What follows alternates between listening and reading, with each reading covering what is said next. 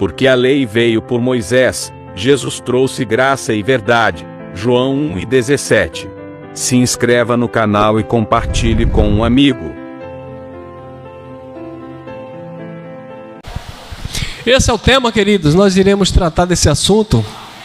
A igreja vivendo debaixo da ira de Deus, ou da ira de Cristo. A igreja vivendo debaixo da ira de Cristo. Me parece que esta é a convicção, é o entendimento dos irmãos acerca da igreja. Por quê?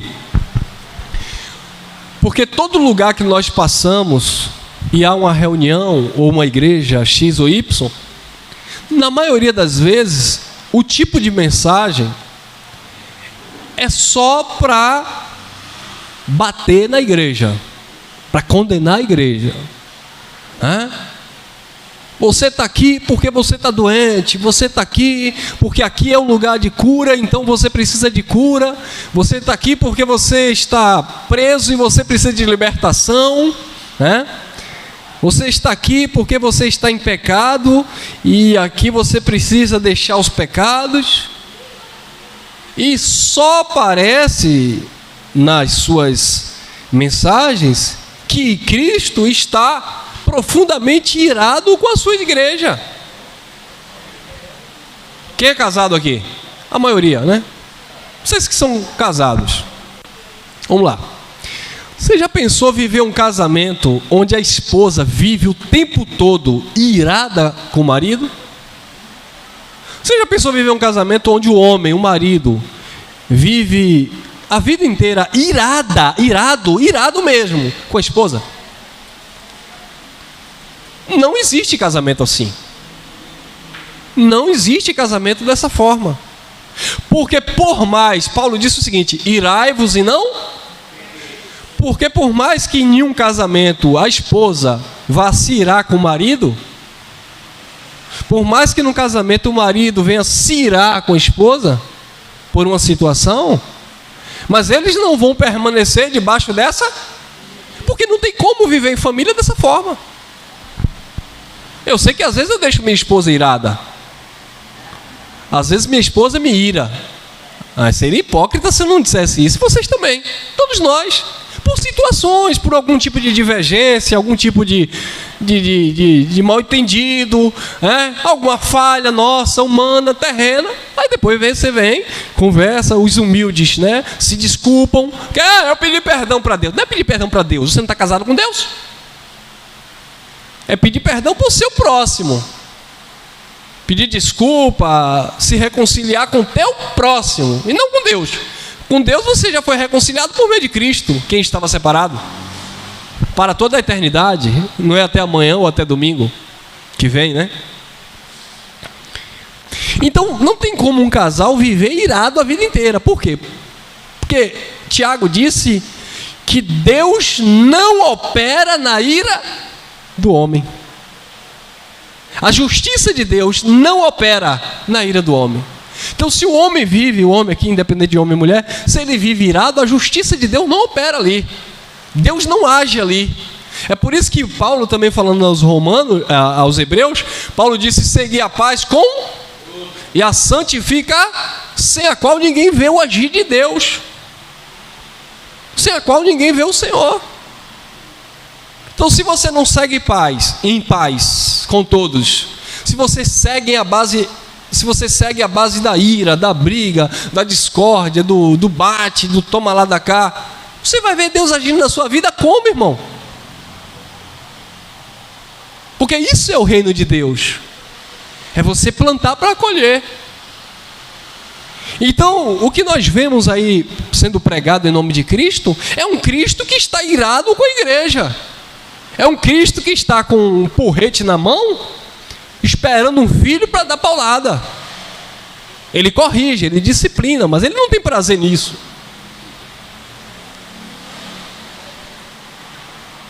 Então vamos ver como está a igreja, como é a igreja de Cristo e como os líderes religiosos pensam e vivem. Então, eles vivem à base dessa ira, O povo de Deus está em pecado, ou seja, desfazendo do que Cristo fez. O povo de Deus está em maldição, quando a palavra de Deus diz que ele levou a maldição. Ou seja, o esposo está sempre irado com a esposa. Cristo casou com a igreja, houve um casamento, houve uma aliança. Cristo resgatou a igreja, Cristo comprou o seu povo. A igreja que nós nos referimos são os espíritos aperfeiçoados. Cristo aperfeiçoou a igreja, Cristo resgatou a igreja de debaixo de maldição, Cristo libertou a igreja pelo sangue. A igreja não é mais noiva, candidata, já houve o casamento, é a esposa ataviada perfeita do Senhor. Agora imagine Cristo irado com sua esposa. Se o marido está irado com a esposa, não vai ter relação. Se não tem relação, não gera fruto. Não gera fruto. Não dá filhos.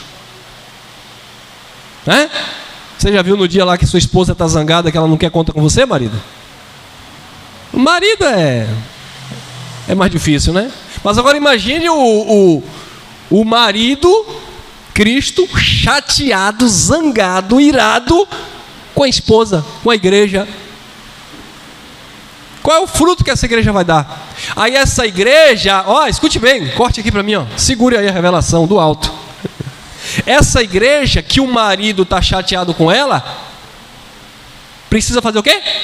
Se vender.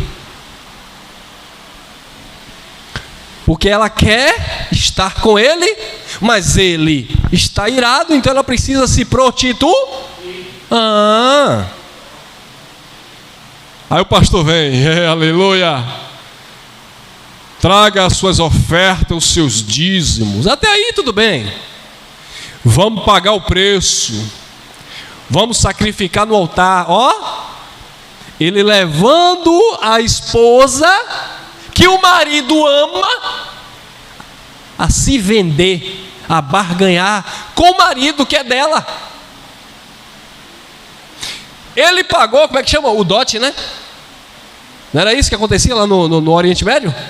O esposo pagava o dote, né? É o dote que chama? Pela noiva? Isso. Aí Cristo pagou o dote com sangue.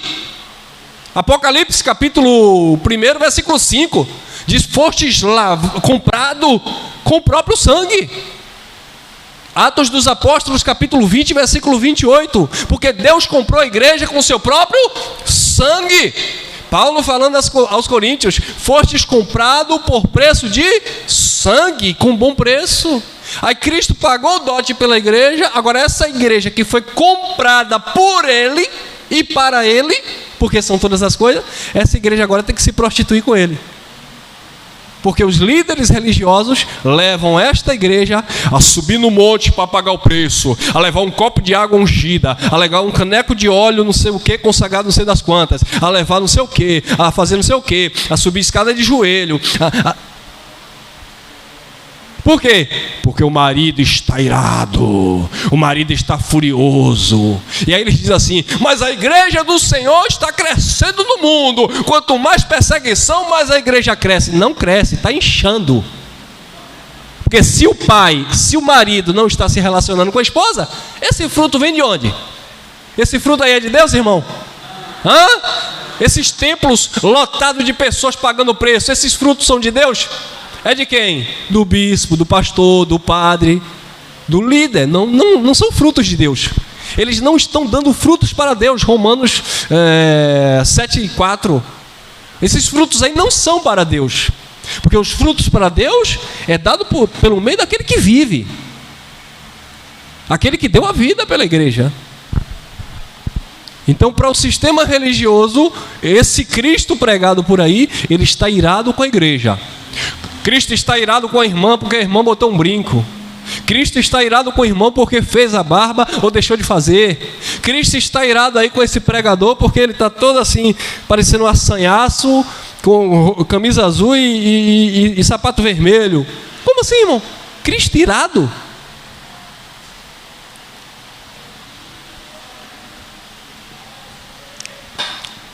Então, irmão, se o marido está chateado, irado com a esposa, eles não se relacionam, eles não dão fruto. Se Cristo está irado, como eles dizem, essa obra aí nunca foi de Cristo, porque é obra de homem, obra de engano. Agora vamos para a Bíblia. Efésios capítulo 5, versículo 26, olha o que diz: a fim de a santificar, tendo-a purificado com a lavagem da água pela... Pronto. Paulo estava usando ali um paralelo entre o casamento e Cristo e a igreja. E Paulo dizendo que o homem tinha que se entregar, amar a esposa, e a esposa se sujeitar, ou seja, obedecer o marido dentro daquela cultura. E ele disse que Cristo também tinha que ser feito da mesma forma. Cristo ia amar a sua esposa, amar a sua igreja, e a sua igreja se sujeitar em tudo a ele. Porque o contexto ali não é o casamento em si, é Cristo e a igreja. A igreja precisa se sujeitar em tudo ao marido, porque é o marido, é o cabeça, é ele que manda na... Não é a igreja que diz assim: o meu marido vai operar hoje 3 da tarde no culto de libertação. Opa, tu é a igreja, tu é a esposa, ele é o cabeça, é ele que governa a igreja, é ele que governa o corpo. O corpo é a igreja, ele é o cabeça, é ele que opera quando ele quer, na hora que ele quer, do jeito que ele quer. Não, mas eu sou profeta. Epa, profeta já saiu de linha, porque agora ele já casou. Quando ele era só noivo, tinha profeta para colocar o dedo, tinha titia para dar opinião. Se eu fosse você, não casava com essa moça. Tinha o primo para dizer: rapaz, você vai casar com essa mulher, você vai namorar esse homem aí, você vai ficar noivo desse homem. Tinha um monte de gente dando sugestão. Era assim na antiga aliança. Moisés vinha e dizia assim, o outro profeta vinha e dizia assim, aí vinha outro profeta lá na frente e dizia assim. Claro, Deus agindo daquela forma, dentro daquele contexto. Mas quando Cristo assumiu, disse Paulo aos Hebreus no capítulo 1, antigamente Deus falava de várias formas aos pais pelos profetas, mas nos últimos dias a nós tem nos falado exclusivamente pelo Filho, a quem constituiu o herdeiro e dono de tudo. Agora é só o marido que manda, que governa na esposa, porque a esposa é dele. Ele não aceita outra pessoa se relacionar com a esposa dele. Ele não aceita um pastor dizer assim: porque eu estou cuidando da igreja. Não, você cuida da sua esposa, porque da esposa do Senhor quem cuida é Ele. Você deixa a sua, quer cuidar do outro, rapaz? Vai cuidar da sua. Muitas vezes a gente não cuida da nossa, vai cuidar do outro, da outro. Não, mas o Senhor me colocou aqui, irmão. Você nunca leu aquela passagem que o Senhor me colocou como mordomo, não é? Então o Senhor me colocou como mordomo. E o mordomo fazia o quê? Servia. Não é para ser servido. Mordomo é empregado. Então se eu tenho que servir a igreja com os dons que eu tenho, e não ser servido por ela e me colocar como cabeça dela, sendo que ela já tem um marido que é Cristo. Ela já tem um dono que é Cristo. Ele é que é o cabeça do corpo. Aí os pastores não gostam desse tipo de mensagem, porque eles querem governar com Cristo a igreja. Não tem como. Eu não posso governar com Cristo a igreja. Eu tenho que governar com Cristo no bom sentido a minha família, a minha casa, os meus negócios, meus trabalhos, com Cristo, porque é Ele que me ensina a administrar. Mas a igreja eu não posso governar. O que é que você faz? Liderar é se colocar como exemplo. É dar o exemplo para os outros seguirem, o padrão. Cristo no centro, Cristo é a base, é o fundamento. Vamos fazer assim? Vamos. Não quero fazer assim, então não faz. Mas Ele é o exemplo, Ele é o padrão, e não o homem chegando e eu tenho que ser assim. Então, a fim de a santificar, tendo purificado com a lavagem da água limpa pela palavra. O que era que acontecia, ou o que acontece, vamos trazer para a nossa sociedade. O noivo, né? Eles vão se casar. Não tem aquele trato? Tem ou não tem? O noivo vai lá, corta o cabelo. Eu acho que pela primeira vez, acho que eu fui em um salão fazer as unhas, acho que quando eu casei, sei lá.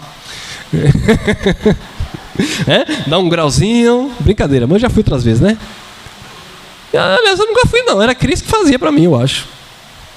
Mas a noiva vai lá, né? Se ajeita toda, se embeleza e pinta e tal, e o vestido, toma aquele banho de óleo, né? Óleos cheirosos, uau! É isso? Por quê? Porque vai ter o casamento. A noiva, ela precisa estar limpa, cheirosa. O noivo tem que estar adornado. Aí, foi isso que Jesus fez com a igreja. Ele lavou a noiva. Ele limpou a noiva pela palavra. Ele ensinou, ele preparou. Para quem? Para outro vir mandar? Não, para ele. Por quê? Porque ele ama a igreja. Ele não está irado com a igreja. Ele ama a igreja que é dele. Por isso ele lavou com a água limpa da palavra. Pela palavra. Volta aqui. Para quê, irmão? 27.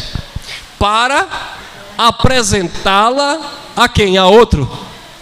Para apresentá-la a si mesmo, igreja gloriosa, sem mácula, nem ruga, nem qualquer coisa semelhante, mas santa e irrepreensível. Então Cristo veio, lavou a igreja com a água da palavra, para apresentar essa igreja a si mesmo. Ele não preparou para... Não, porque eu sou profeta. Não, epa, Deus não preparou a igreja para o profeta. Mas eu sou profeta de Deus. Você não é profeta de Deus coisíssima nenhuma. Quem profetiza hoje na igreja é o Espírito dentro da palavra. É a revelação da própria palavra pelo que ele já fez com a igreja. Ele não preparou a igreja para o profeta. Não, porque Elias já teve o tempo dele. Mas é porque Jeremias já teve o tempo dele. Porque João Batista já teve o tempo dele. Mas eu sou profeta. Não é. Não é. Lembra de João Batista?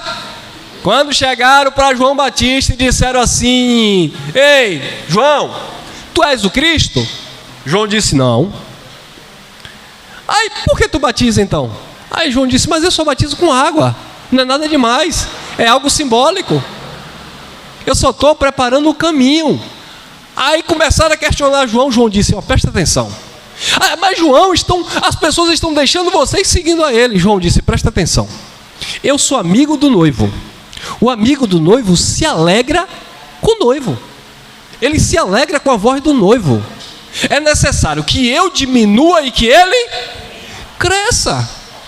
Foi isso que João falou. João estava dizendo: eu não sou o dono de vocês, eu não sou o dono da igreja, eu não sou o dono do corpo, eu não sou o cabeça do corpo. O cabeça do corpo é Cristo. Quem manda na igreja não é o pastor, não é o padre. Quem manda na igreja, no corpo, é o cabeça, que é Cristo. Então não pode vir agora um pseudo profeta, não, porque não, é a palavra, é Cristo, é Cristo, é Cristo, porque dele, por ele, para ele são todas as coisas. Não, mas eu tive um sonho. Não é teu sonho que manda na igreja. Mas eu vi um vulto passando não sei aonde e eu tive uma experiência. Não é a tua experiência que manda na igreja.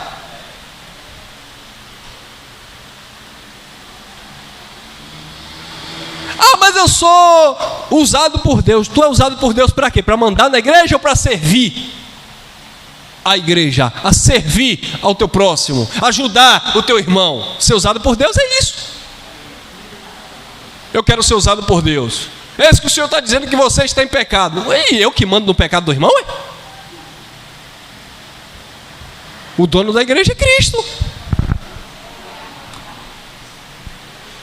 Para apresentá-la a si mesmo, igreja gloriosa, sem mácula, nem ruga, nem qualquer coisa semelhante, mas santa e irrepreensível.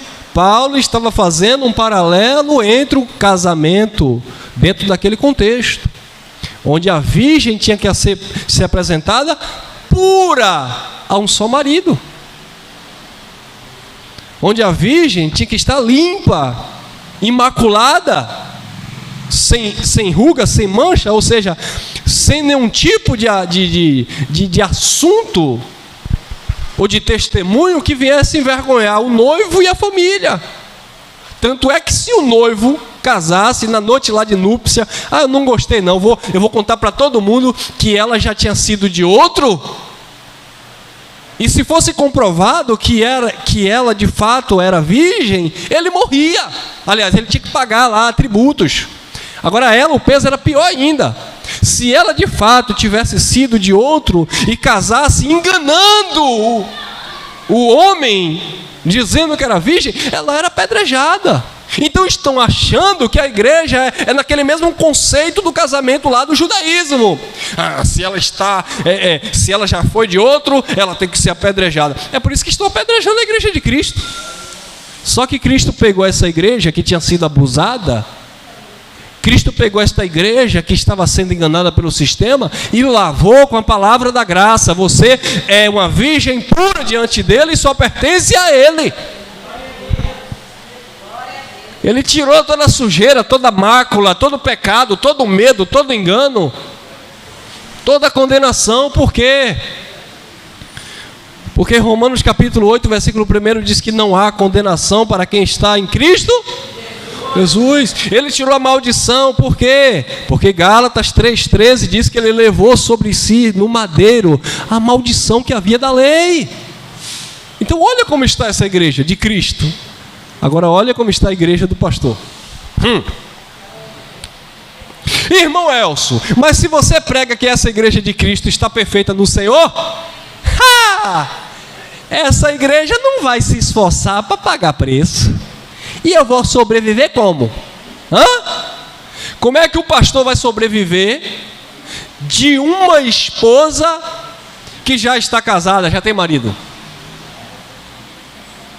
Se a esposa tem marido,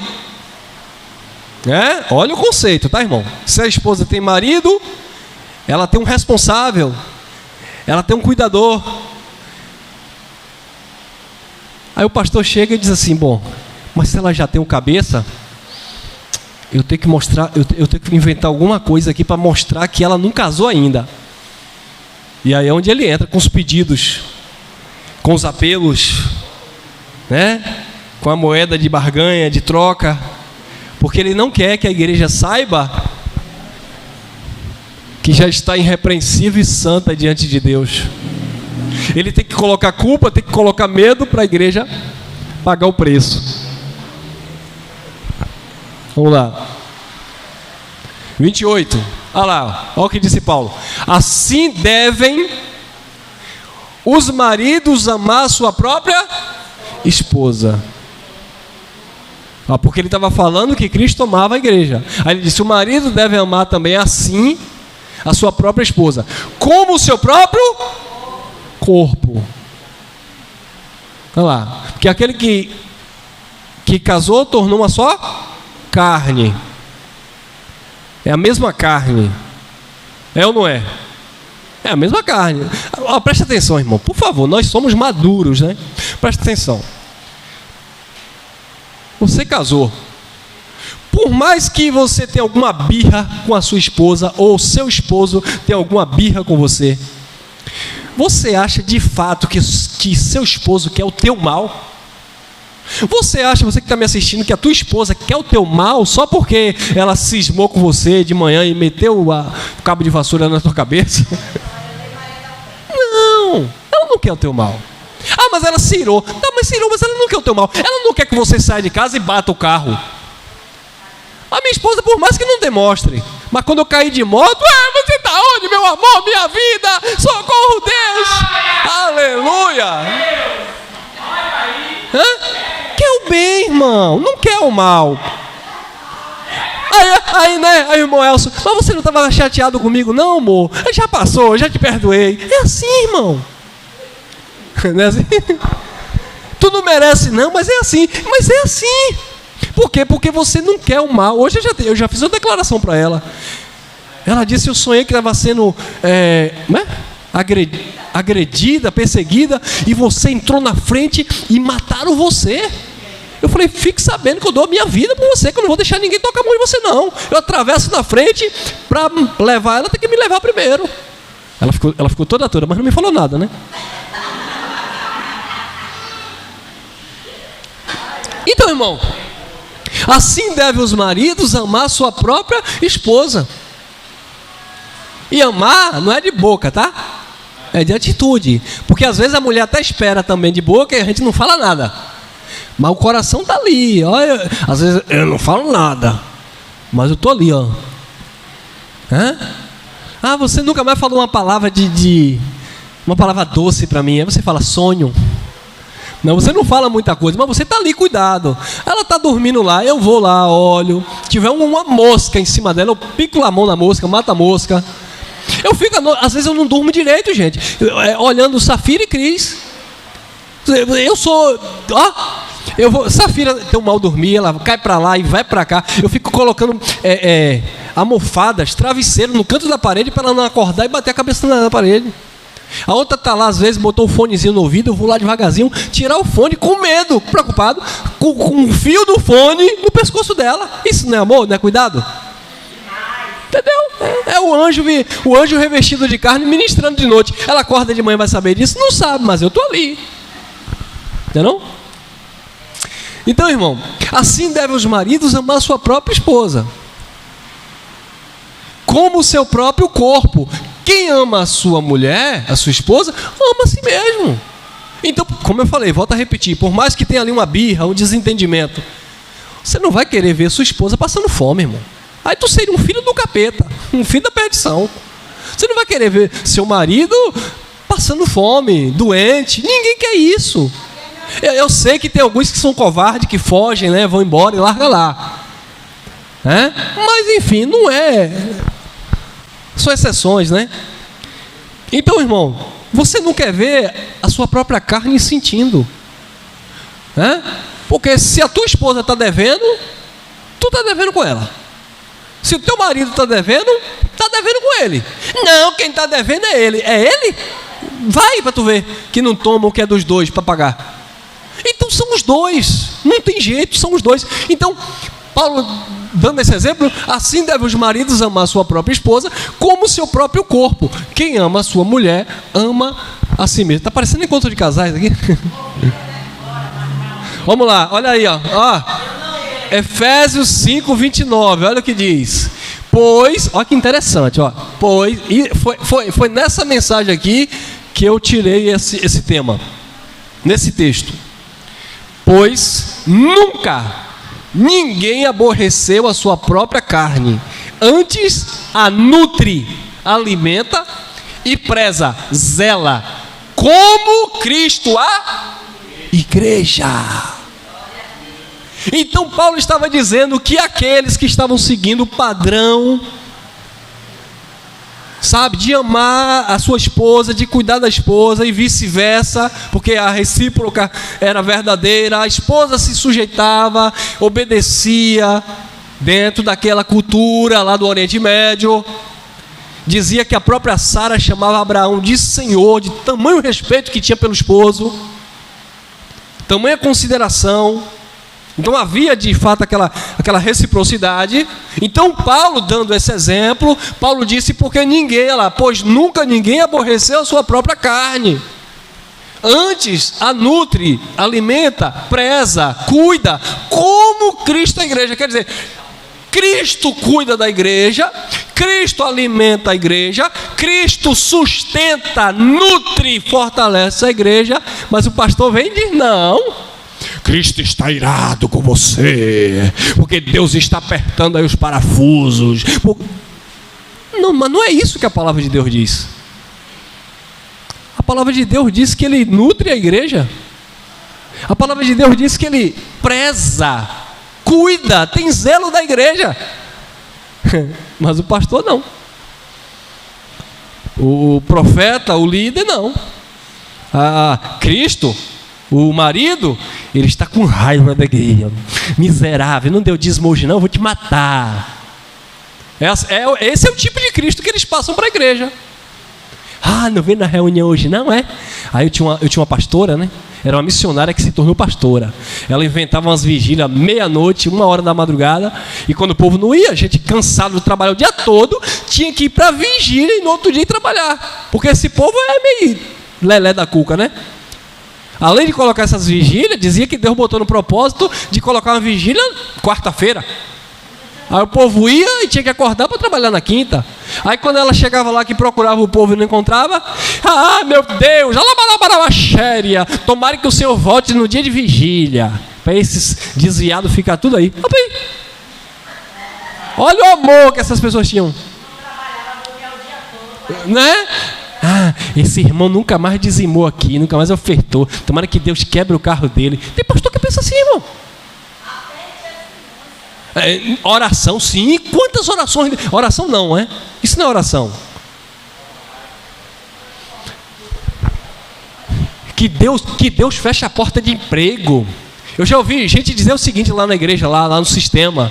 Aí, não tinha carro, vinha para a igreja. Deus deu um carro, sumiu da igreja. Deus, que o ladrão leve esse carro. Para que isso, gente? Não era melhor orar ao Senhor, que o Senhor deu um coração humilde, que esse irmão tinha e perdeu. Só isso. Não tem o que desejar que o irmão incendeie a casa, que o irmão... Uma vez o sistema religioso que eu saí, o apartamento que eu morei pegou fogo embaixo, e aí eu tive que sair de cima, correndo, e ir para outro lugar. Aí, quando está em desobediência com Deus, saiu do nosso meio, até um ovo que vai fritar, a casa pega fogo. Olha para isso. Olha o desejo desse povo em relação à nossa pessoa, à minha pessoa. Mas é aquela coisa, né, irmão? Quem planta, colhe. E eles colheram e colheram feio. Acabou a igreja, acabou o casamento, o pastoral, acabou tudo. Acabou. Vendeu a igreja. Por quê? É porque eu desejei isso, porque eu queria isso? Não, é porque eles plantaram. É porque o cabeça ama, o Senhor ama a igreja, o Senhor cuida da igreja, o Senhor sempre cuidou de nós, o Senhor sempre nos nutriu, o Senhor sempre nos sustentou. Aí vem um líder e diz assim: não, Deus está irado com você, Deus está chateado com você. Meu irmão chegou para mim e disse assim, estava doente, e eu conversando, é porque na verdade meu pastor disse que se eu conversar com você, eu nunca vou receber a cura, porque essa doença é espiritual. Como é que é? Não, é porque ele disse para eu não seguir você não, ele disse para eu não congregar com você não, porque senão eu vou ficar doente para sempre. O camarada já estava entrando em depressão. Eu falei: vem cá, rapaz, que conversa é essa aqui? Você nunca mais vai pisar o pé dentro daquele boteco, que isso não é igreja. E você vai procurar o tratamento e vai se tratar e acabou. Aí depois se cuidou, né? Descobriu que era o rim que estava com problema, fez a cirurgia, pronto. Mas ele colocou na mente que era uma doença espiritual, porque o pastor ameaçou, porque ele saiu do sistema e veio para a graça. Talvez seja você também que está aí pagando um preço no sistema, e o Espírito está mandando você sair de lá, e você está com medo do líder. Porque é o líder que manda em você, não é Cristo. É o pastor que manda na sua vida, não é Cristo. É a placa da denominação que manda em você, não é Cristo. Porque se fosse Cristo, você iria entender isso aqui, ó. Ele nutre, ele preza, ele cuida. Falando Paulo do casamento, como Cristo, assim também a igreja. Olha lá, Hebreus capítulo 10, versículo 10, diz assim: e é nessa vontade dele que temos sido o quê? Santificado pela oferta do corpo de Cristo, de Jesus Cristo, feita quantas vezes? Uma vez para sempre. Não, mas eu pensei que todo mês tinha que fazer o jejum de Daniel. Você pensou. Mas eu pensei que todo mês tinha campanha do monte. Você que pensou. Mas eu pensei que para me manter salvo, todo mês eu tenho que dar o dízimo. Você que pensou. Com uma oferta para sempre, ele fez. Aí entra aquela mensagem que nós gravamos aqui em off. Então se ele já fez tudo, então agora eu vivo do jeito que eu quero. É? Então tu não vai reinar em vida.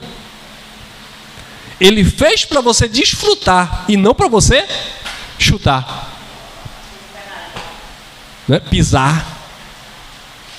Ele fez, ele te deu.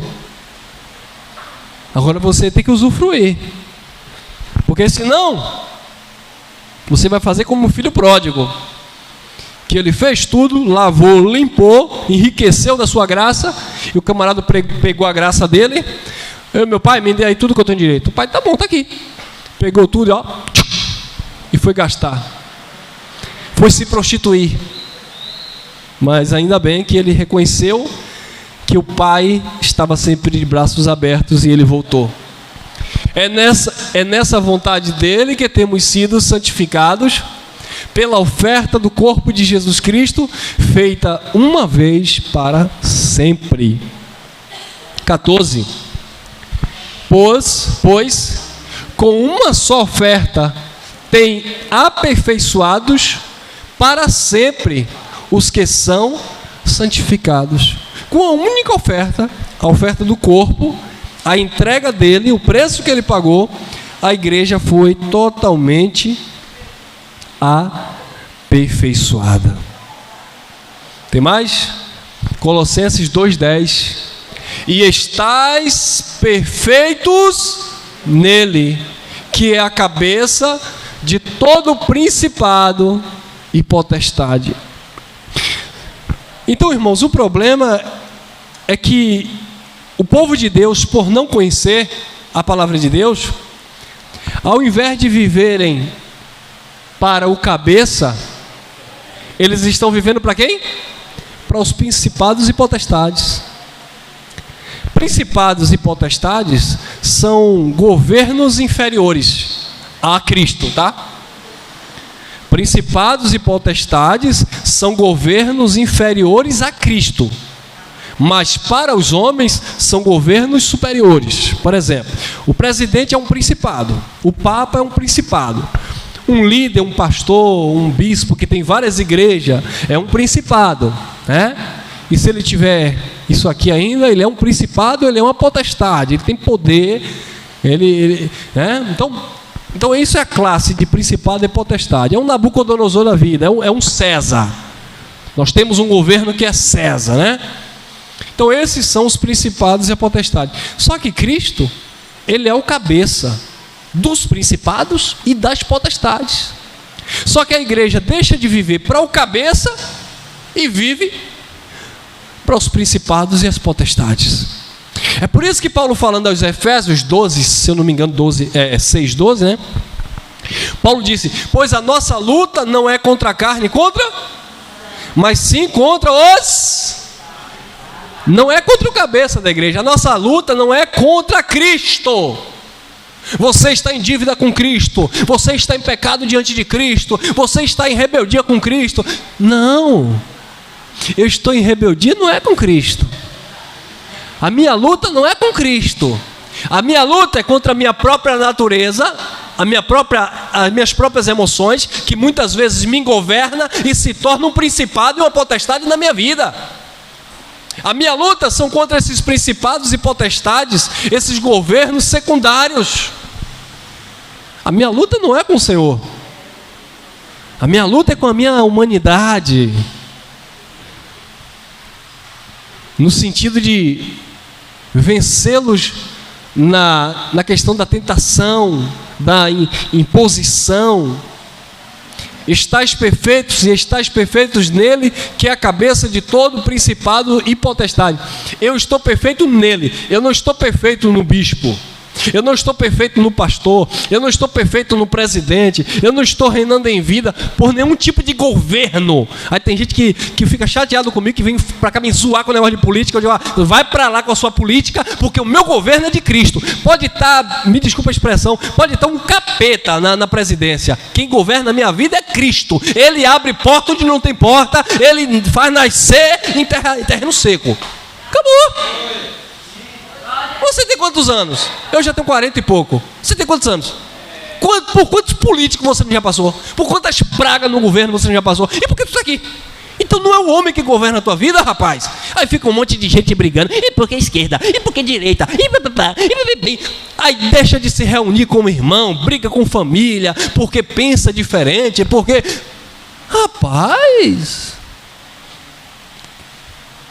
Converte, rapaz.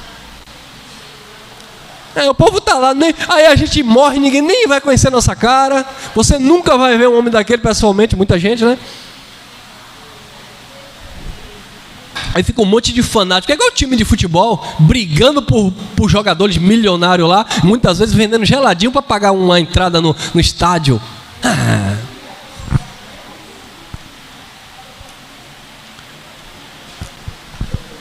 E estás perfeito nele. Nós estamos perfeitos nele. Irmão Elcio, está tudo caro, irmão Elcio, está tudo difícil. Querido, irmão Elcio, o café está caro, a carne está cara, a gasolina está caro. Querido, você já passou por tanta situação e Deus não te sustentou? Então é papai do céu no controle. É só ficar de stand-by. Para de murmurar, para de jogar pedra, para... Ao invés de ficar jogando pedra, vamos orar, pedir a Deus para que Deus mude essa situação. Mas está ruim, então vamos pedir a Deus para que melhore. E vamos fazer a nossa parte, né? Mas não ficar... Mas, gente, tem gente que fica torcendo pela desgraça do outro. Tipo assim, jogar na cara. Eu não falei para você? Eu não disse para você? Estamos perfeitos nele. Descansa o seu coração. Faz o que tem que ser feito.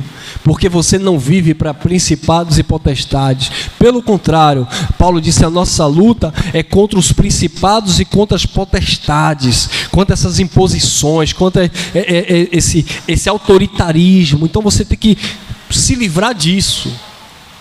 Mas eu estou perfeito no Senhor.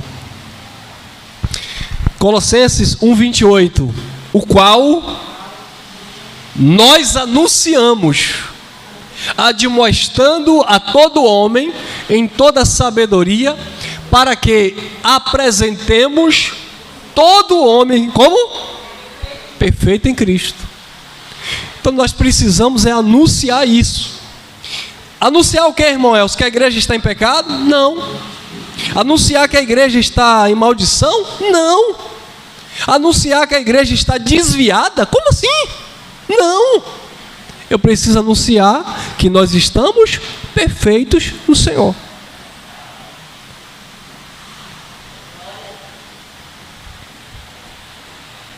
Mas eu erro. No Senhor estou perfeito. Mas aí eu vou ser cúmplice do erro? Eu vou andar errando? Não. Eu estou perfeito no Senhor, não é em mim.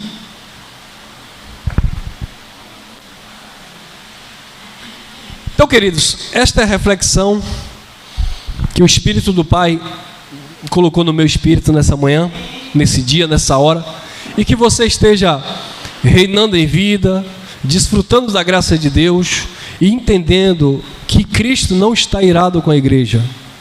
Nós somos dele, nós pertencemos ao Pai dos Espíritos. Ele cuida de nós, Ele zela, Ele provê para as nossas vidas, não aquilo que eu quero, mas aquilo que é necessário, não aquilo que eu mereça porque eu pago o preço, mas aquilo que graciosamente Ele traz para a minha vida. Amém? Graça e paz, até o próximo encontro, permitindo nosso Deus.